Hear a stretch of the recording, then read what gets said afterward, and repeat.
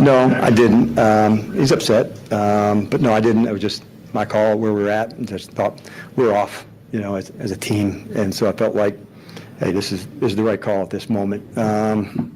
It wasn't anything other than that. Like I just felt like, man, we were off as an entire group, offense, teams, defense. And I thought this is the right call at this time, and let's regroup it and see what we can do. It's Coach Quinn talking about his decision to keep Jayden Daniels off the field after he went down with the injury. That right there sounds to me like a guy who's got no answers for what's going on. He's got no solution to the problem that's unfolding in front of him. Well, the game was gone. The game went completely sideways. The game was gone, so he saw no benefit to playing Jayden, but he was scared. It was he raised the white flag in that game. He's at the bottom. Well, also he was just coming off the heels of keeping him in too late.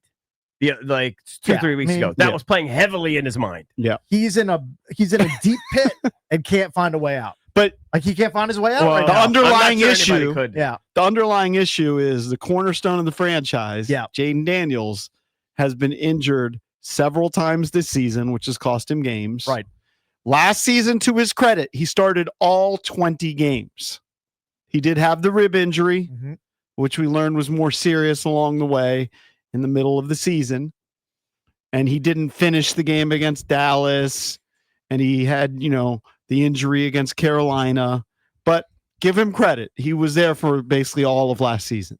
This season, he's missed a ton of games, and he hasn't finished games. It's been a disaster. And so the question is, what do you do, if anything, about it? And what is your faith in his availability? I don't think there's anything you can physically do to keep him from getting injured going forward. He proved to you he could play 20 games last year if things go right. And, you got to be fortunate to some extent. And this is just a year where literally nothing's going right. I keep harping on this. I think they got to change the offense a little bit. This is not a game-to-game thing, but I think you got to have him under center a lot more than he is now, and maybe de-emphasize the read option offense and have him scale back the running. Like, he's just not going to last with the amount of hits. Like before this one, he had that run where it seemed like 3 or 4 guys were around him and he was running like completely upright. Right. Like he can't help himself. So I would do something to limit it. I watched the whole Bears-Packers game. And look, Jayden's more athletic. Like, I don't want to take that away from him than Caleb Williams. Now, Caleb Williams is pretty athletic. Caleb will run, but a lot of times it's on rollouts where he can run out of bounds. I think Jayden's exposed too much on the field. And by the way, they had success when they were under center yesterday. Now, It was all basically first down runs, but I think the offense got to be tweaked a little bit in the offseason. I just think he can and possibly will get injured going forward at any spot on the field, whether he's in the pocket, whether he's scrambling out of the pocket, whether he's chasing down a defender that he just threw a pick to. I don't think it matters. I just would limit exposure a little bit. I just think it's a little unfortunate because this injury is obviously because he wasn't quite healed from the other one. No different than Aaron Rodgers playing with 3 fractures, Daniel Jones playing with a fractured leg. He blew out his, these guys play hurt, and it re-aggravated an already existing injury. It sucks, but I'm not sure it adds to the narrative that he's injury prone. He might be because he is spindly. My mother, for the first time, I will say this. I'm 55 years old. I've never once heard my mother basically do a scouting report on a player. And before the game yesterday, she said to me, I don't think they're using Jayden Daniels right. He should not be. I've literally never heard her say anything like this ever. Like, we've talked about football maybe for a total of 3 minutes in my 55 years. Right. She said to me yesterday before the game, when we're coming home from church, I just don't think he's a quarterback. He's too skinny. And I had to kind of acknowledge it. Mom, I hear you. There are some people that think that. That drum beat's starting to get louder. When you can be a skinny quarterback. My 89-year-old mother. Yeah. Then there might be something there. You can be a skinny quarterback and have great success. I mean, Matt Ryan, skinny quarterback, but Tom Brady, pretty skinny quarterback. But you gotta know how to go down. They're not as exposed. He doesn't really know how to go down right. Yeah, it's a little awkward with it. There's no question about it. But I haven't lost faith in his ability. Even though Barry Svrluga wrote an article this morning where he's killing him, saying, even when he's been healthy, he's been bad. Okay, yeah, I agree. He hasn't been great, but I still think his ability's elite. Just got to stay healthy. Let's see what happens next year. Maybe you guys are right. Maybe he ain't the guy, and at the end of next year, I'll have to acknowledge it. But I still have faith in the ability. I think if you put him in the Chicago Bears offense, he would thrive.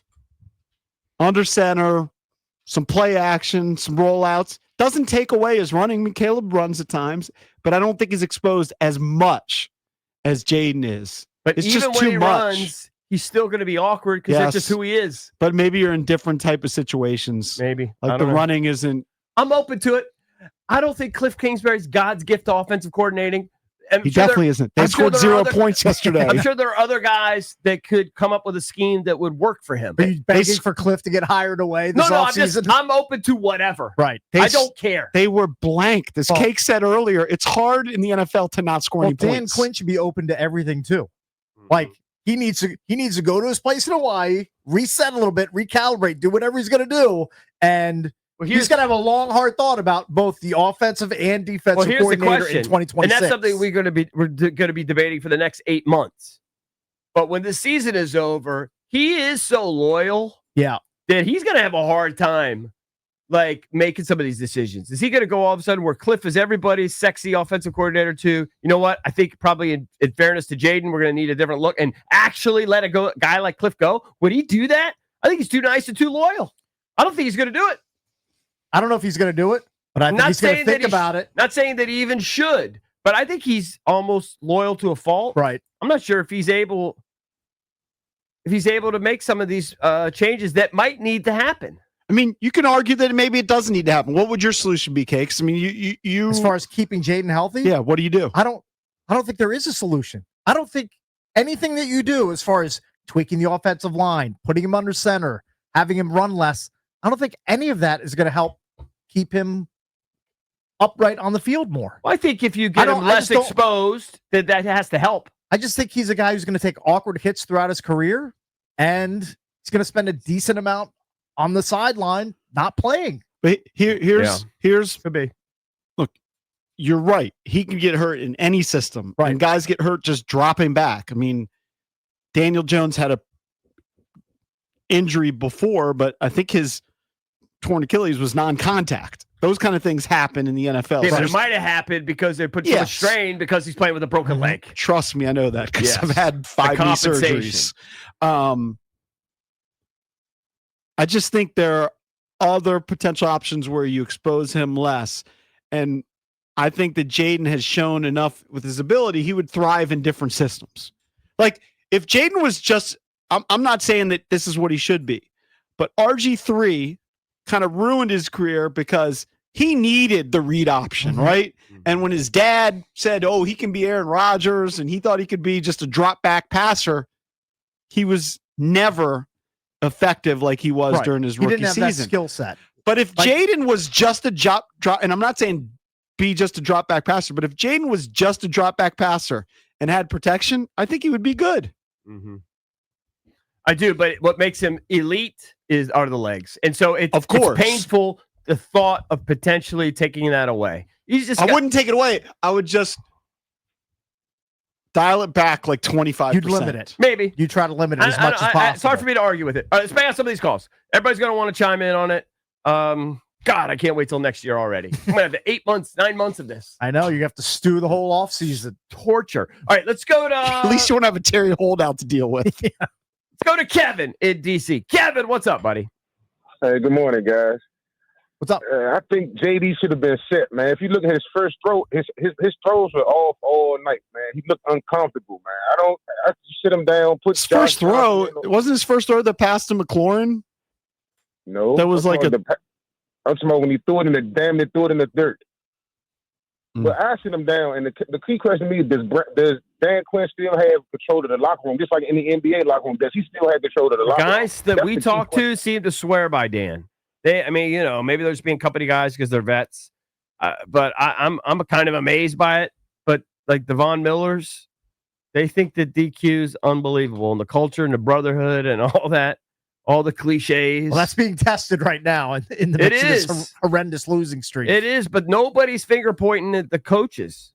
Jayden's first pass was the 28-yarder to Terry McLaurin, which looked good. So I don't know this specific pass you're talking about. There were definitely passes where he, like he had one where he had pressure coming on him like a blitz, and he threw kind of backpedaling to McLaurin that was wide, but he kind of threw it before McLaurin even broke.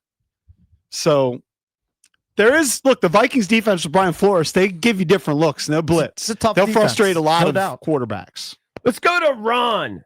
Ron, what's up, buddy? You're on with the Junkies. Hey, pal. Good morning, guys. Hey, Ron. From the country of James Madison University. Oh, yeah. So let's go on. Think I got some burgundy and gold. We going to root for some purple and gold. But moving forward with Daniels, first of all, he should never been in that game when they were down 31 points. That was crazy. And to see him back in the game yesterday. He's talking about the earlier game where he hurt his elbow. Yeah, against Seattle. When he got hurt against Seattle, he should never been in that game, in my opinion, and all fans' opinion. All right, and speaking of him being a drop-back passer, yes, I believe he could be a drop-back passer, but when they are bringing everything but the kitchen sink to him, he's going to need his legs to run to get away from that. You looked at yesterday, there was no answer for that blitz packages that they was bringing, and that goes on Cliff Kingsbury and that head coach.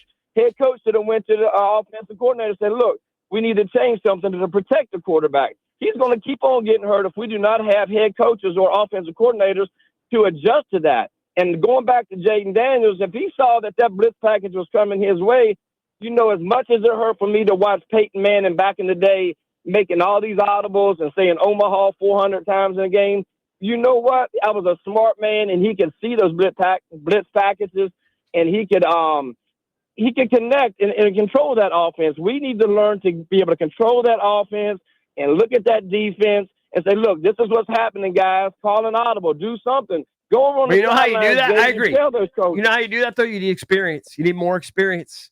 Yeah, got to play. It's a catch-22 because in order to learn how to do that, to avoid getting hit and getting crushed, got to play. You have to play to see it.